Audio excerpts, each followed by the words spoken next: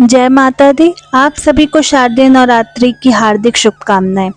आज के इस वीडियो में मैं आपको सुनाएंगे नवरात्रि के पहले दिन सुने जाने वाली माता शैलपुत्री की कथा, जो नौ दुर्गा स्वरूप में माता का पहला स्वरूप है। नवरात्रि का पहला दिन इन्हीं माता को समर्पित है।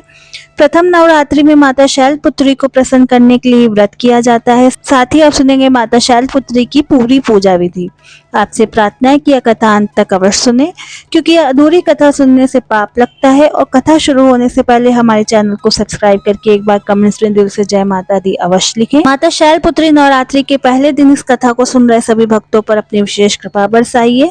तो आइए अब शुरू करते हैं नवरात्रि के पहले दिन पर नव दुर्गा के पहले रूप माता शैलपुत्री की कथा। तो प्रेम से बोलिए श्री गणेशाय नमः। माता शैलपुत्री पर्वतराज हिमालय के घर प्रकट हुई थी। शैल का अर्थ है हिमालय और पर्वतराज हिमालय के यहाँ जन्म लेने के कारण इनका नाम शैलपुत्री पड़ा। पार्वती के रूप में इनको ही भगवान शिव जी की पत्नी के रूप में माना जाता है। माता शैलपुत्री का स्वरूप बेहद शांत और सरल है। माता के एक हाथ में त्रिशूल और दूसरे में कमल शोभा देती है। माँ अपने नंदी नामक बैल पर सवार होकर संपूर्ण हिमालय पर विराजमान है, इसलिए माता शैलपुत्री को वृषुणा और उमा के नाम से भी जाना जाता है। यह वृषभ वाहन शिवा का ही स्वरूप है और शैलपुत्री माता समस्त सभी वन जीव जंतुओं के रक्षक भी है। माता शैलपुत्री ने घोर तपस्या करके भगवान शिव को प्रसन्न किया था। शैलपुत्री के अधीन वे समस्त भक्तगण आते हैं जो योग, साधना, तप और अनुष्ठान के लिए पर्वतराज हिमालय की शरण लेते हैं। माता अपने भक्तों की हमेशा मनोकामनाएं पूर्ण करती है और साधक का मूलाधार चक्र जागृत होने में सहायता करती है। एक बार प्रजापति दक्ष ने अपने घर पर एक यज्ञ का आयोजन करने का सोचा, तो उन्होंने सभी देवी देवताओं को अपने आने का आमंत्रण भेज दिया, लेकिन राजा दक्ष ने भगवान शिव शंकर को उस यज्ञ में नहीं बुलाया। देवी सती को लगा था कि उन्हें भी बुलावा भेजा जाएगा, परंतु उनके यज्ञ में आने का आमंत्रण नहीं आया। फिर भी देवी सती को उस यज्ञ में आने का मन हुआ, क्योंकि वह उनके पिता का यज्ञ था, लेकिन शिव जी ने उन्हें जाने से मना कर दिया। शिव जी ने मां सती को बोला कि अभी उनके पास यज्ञ में जाने के लिए कोई निमंत्रण नहीं आया है, इसलिए इस समय वहां जाना ठीक नहीं होगा।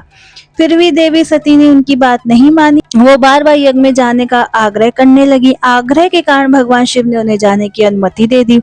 फिर देवी सती जब अपने पिता राजा दक्ष के यहाँ पहुंची, तो उन्होंने देखा कि अपने पिता के यहाँ कोई भी उनसे सम्मान और प्रेम के साथ बात नहीं कर रहा।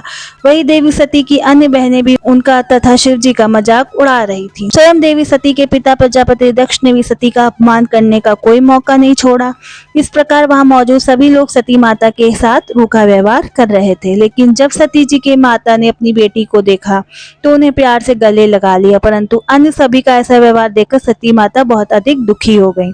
तब अपना और अपने पति भगवान भोलेनाथ शिव शंकर का अपमान माता सती आदि शक्ति से सहन नहीं हुआ। इसके बाद इस अपमान से अत्यंत दुखी होकर माता सती ने अपनी ही आत्मशक्ति, अपनी योगाग्नि से नमानव रूप भस्म कर लिया। जैसे ही भगवान भोलेनाथ को कैलाश पर दिव्य दृष्टि से इस बात की जानकारी हुई, तो वह बहुत अधिक दुखी हो गए। इसके बाद दुखी भगवान शिव क्रोध से आग बबूला हो गए। राजा दक्ष के यहाँ भगवान शिव शंकर के काल भैरव पहुंचे और उन्होंने तुरंत यज्ञ को ध्वस्त कर दिया। मान्यता है कि इसी सती माता ने फिर हिमालय की पुत्री शैलपुत्री देवी के रूप में जन्म लिया, क्योंकि इस बार माता सती को एक ऐसे मानव के घर अवतार लेना था जो भगवान शिव शंकर का आदर करता हो, उनकी महिमा को भली भांति जानता हो और जो आदिशक्ति और भगवान शिव के मिलन में बाधा न बने। पर्वतराज हिमालय ऐसे ही थे। माता शैलपुत्री का वास काशी नगरी वाराणसी में माना जाता है। महामाता शैलपुत्री का एक बेहद प्राचीन मंदिर भी है, जिसके बारे में मान्यता है कि यहाँ माँ शैलपुत्री के सिर्फ दर्शन करने मात्र से भक्त जनों की सभी मनोकामनाएं पूर्ण हो जाती है। कहा तो ये भी जाता है कि नवरात्रि के पहले ही दिन यानी प्रतिपदा को जो भी भक्त यहाँ माता शैलपुत्री के दर्शन करता है, उसके सारे वैवाहिक जीवन के कष्ट दूर हो जाते हैं। माता शैलपुत्री के बाएं हाथ में कमल और दाएं हाथ में यहाँ त्रिशूल रहता है। आइए अब जानते हैं नवरात्रि के प्रथम दिन पर माता शैलपुत्री की पूरी पूजा विधि। शारदीय नवरात्रि के प्रथम दिन पर ब्रह्म मुहूर्त में उठकर स्नान आदि से निवृत्त होकर स्वच्छ वस्त्र धारण करें और फिर एक चौकी को गंगा जल से साफ करके माँ दुर्गा की मूर्ति या चित्र को उस पर स्थापित कर दें। पूरे परिवार के साथ विधि विधान से कलश स्थापना करें। घट स्थापना के बाद माता शैलपुत्री का ध्यान करें और व्रत करने का संकल्प लें।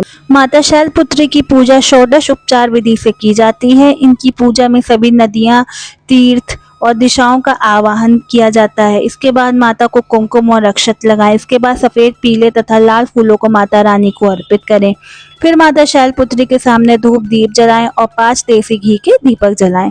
इसके बाद माता शैलपुत्री की आरती उतारें और फिर शैलपुत्री माता की कथा, दुर्गा चालीसा, दुर्गा स्तुति या दुर्गा सप्तशती आदि का पाठ करें। इसके बाद परिवार समेत माता शैलपुत्री के जयकारे लगाएं। माता शैलपुत्री को भोग लगाकर अपनी पूजा को संपन्न करें। यह थी माता शैलपुत्री की व्रत कथा। तो प्रेम से बोलिए माता शैलपुत्री की जय। नवरात्रि के पहले दिन के इस व्रत को अगले दिन माता शैलपुत्री की विधि विधान से पूजा और आरती करके ही खोलना है।